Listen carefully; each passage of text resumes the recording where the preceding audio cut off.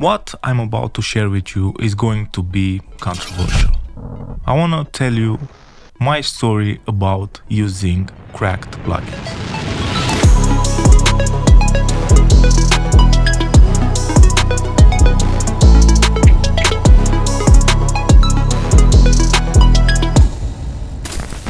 I come from a simple family and my childhood was relatively technology free.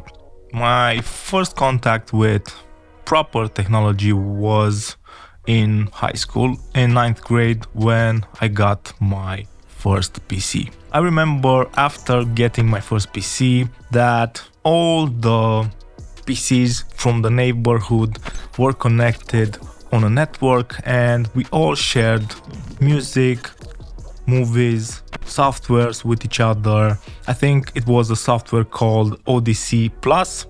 You had to share a partition on your PC to get access. It was crazy times. When I got into making music, I already had a poor understanding about what's legal, illegal, moral, or immoral, and no one was teaching this stuff. My passion for music grew, but so did my interest for software, for plugins, for new technology. So I got into pirating. Everything that was new, everything that was fresh, I was consuming, I was downloading, I was torrenting, I was installing on my system without thinking too much about what I was doing. This allowed me to experiment, see what I like, grew as a beatmaker, find out that I like mixing and mastering. It was a great opportunity. But slowly things changed. All the access that I had to so many new plugins, so many new stuff, all the software was hindering my progress. I was focusing more and more time in getting the new stuff that was cracked rather than learning the skills that I needed for an actual career in this industry. I was just a fool with shiny new toys every single day.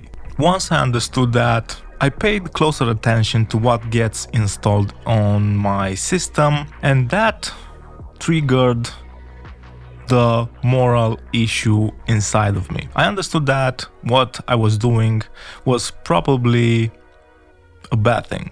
My dream was to make money from making music, and it felt wrong using stuff that I actually don't own and that I've cracked. After a few years where I was an avid plugin cracker, I was downloading everything that I got my hands on, I've decided to take a step back. And once I understood exactly what's behind a plugin, the company, and the fact that there are actual people working for those companies, I told to myself that I will never use cracked plugins again because I don't want to build a career on something that I don't own. That was more than 15 years ago. It was the best decision that I've made. It was hard because in the beginning software was really expensive and I was making zero money from music. It allowed me to grow, it allowed me to focus more on the skills rather than tools. So I've developed as a beatmaker, as a mixing engineer. I've learned more and more about the things that I actually afforded to purchase. My plugin list was limited, so I had to learn every single plugin that I was buying. If you are in a similar position, if you are using cracked plugins, try and move away from that because focusing more on your skills rather than on the tools you are using will help you develop much faster than just having everything at your disposal. Hard exercise, but it's something that you have to do. You have to learn the basic, you have to learn what you own, and you have to use a limited number of plugins without getting too confused about new releases, about new software, about switching DAWs. Stick with something and learn that to perfection.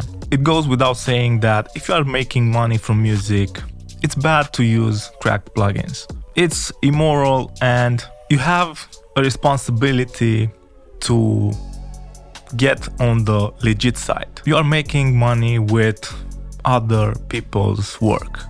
It's not fair. Don't get me wrong, I'm not a really big fan of many of the companies that are on the audio market, but I understand that behind the company there are people with families that need to provide, and also I understand that companies need to grow, so we have better and better software. That's why I think supporting the company that you like or that you use their plugin is a two-way road. You give them money, they give you better products. That's in theory. Also, you have to consider that you need to support the people that are making your dreams happen. It's a really important thing that you have to consider. I'm not taking the moral high ground. You do what you have to do. But trust me when I say that buying your plugins and the tools you are using will make you a better engineer. I promise you that. I realize that I am talking from a privileged position where companies are sending me plugins to demo, to review, to use in my videos. But I still buy plugins that I like, and I actually think that when it comes to my mixes, having all those plugins that I received is not that beneficial. I still think that having a limited number of plugins is the way to go. Going back to where it all started, in my bedroom as a pirate, I am grateful that I was able to get access to all those pieces of software for free. And I am happy that I grew up and realized what type of person I want to be.